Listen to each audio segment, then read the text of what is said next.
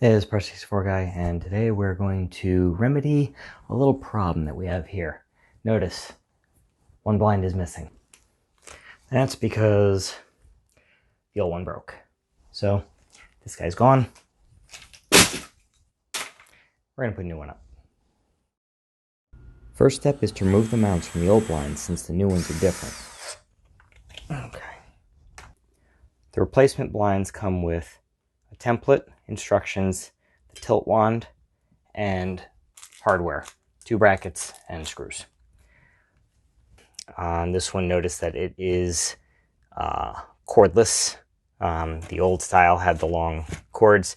These are going out because they're strangulation hazards for kids and pets. Read the instructions so you know how to mount them. There's differences in the brackets depending on if you are mounting on the surface or underneath in the window area.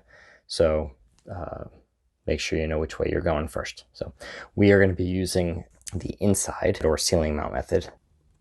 Use the template to mark the locations in the window frame for the screws. In my case, the template located the holes right on the joint between the window frame and the trim.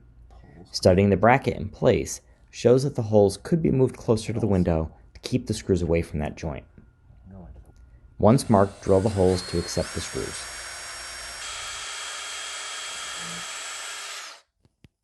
Install the brackets using the supplied screws. Note that for these blinds, the bracket was marked with a top indicator. Yeah, probably better to do this with a regular screwdriver.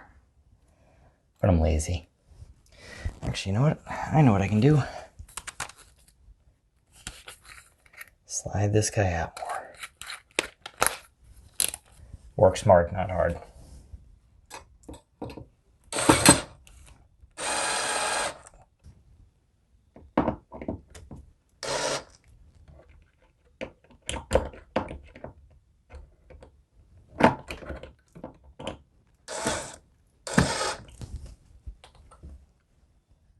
Check the instructions with the blinds you buy, as the mounting method may be slightly different.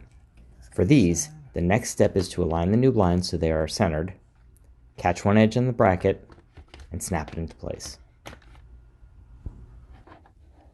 And you can see here that it is clicked into place. And last step is to attach the tilt wand. Okay.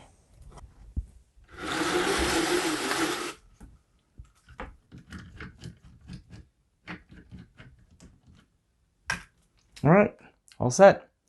So I hope you enjoyed that video.